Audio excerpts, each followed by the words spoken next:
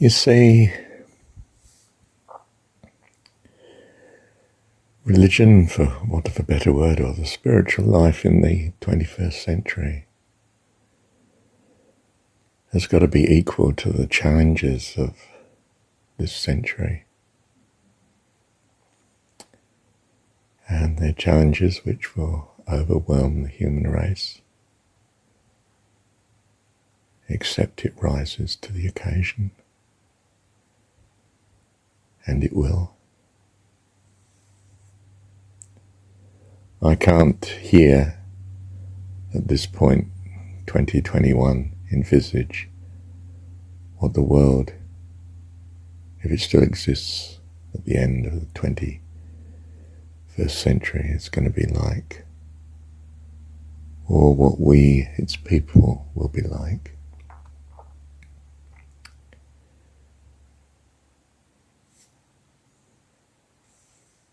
But I have found that it's going to be an extraordinary, godly individualism.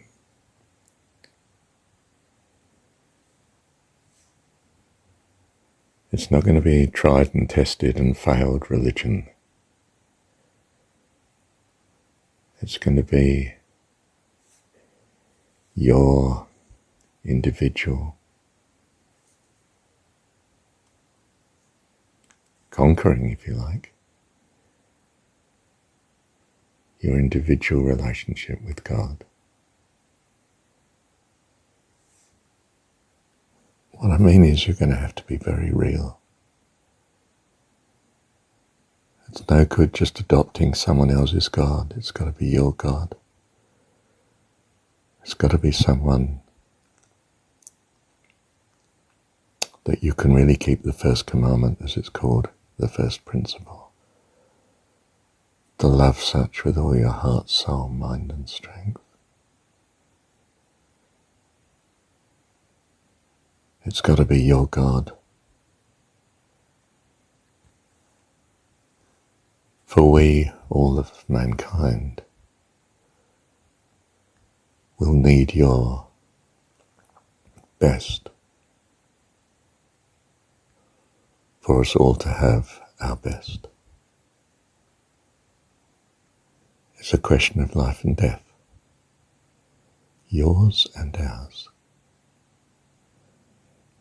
It's as stark and simple as that. Well, that is how it looks from the outside, from before the event. But it's not how it looks in hindsight. And I can tell you what that's like. It's unbelievable joy. It's flying, it's unspeakable joy.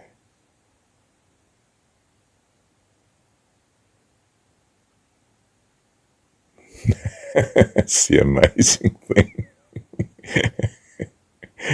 You know, before I was remotely religious, I was so anti-religious. I could give you every good reason as to why God didn't exist. I was absolutely the world's gift to rational thought. You know, when I hit the university, my goodness, the world's going to be changed. Was too. I found God on my own, on campus, walking around the lake.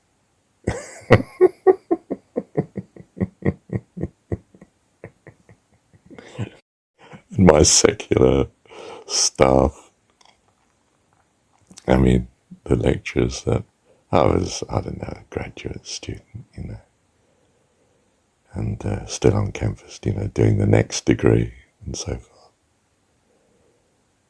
They just knew something had happened to me. Goodness gracious. Why is he so happy?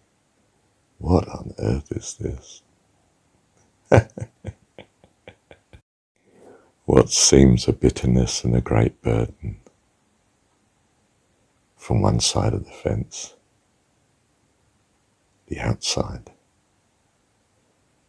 On the inside is the Garden of Eden. All will be well. Very well.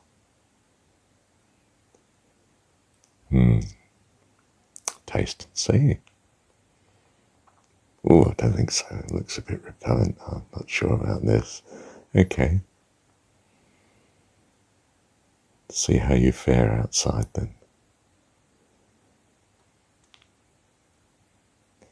Kingdom of Heaven's within you. Stop living on the outside. Come in.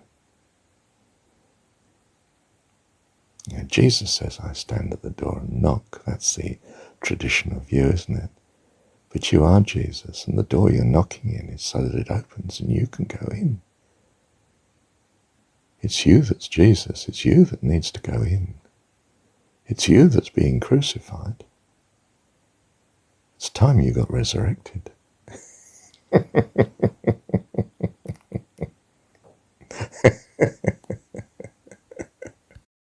Everything's turned around here, you know. You might sing a chorus that well, you probably don't, of course, but I mean, I was singing a chorus, my soul longs for you, my soul longs for you, nothing else will do. And you visualize that as, you know, us singing that for God. True, but it's actually God singing it for us. His soul longs for us because we're his children. And he wants us to grow up lovely and wonderful. And he will have his way, by the way. We will grow up wonderful. You can come the hard way or you can come the easy way, whichever you like. But come you have to, because life is hell otherwise. And that's no good.